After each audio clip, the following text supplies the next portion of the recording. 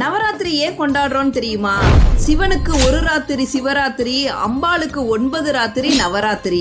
மகிஷாசுரன் அப்படிங்கிற அரக்கனை அழிப்பதற்காக அம்பாள் மகிஷாசுரனோடு 9 நாட்கள் போரிடுறா.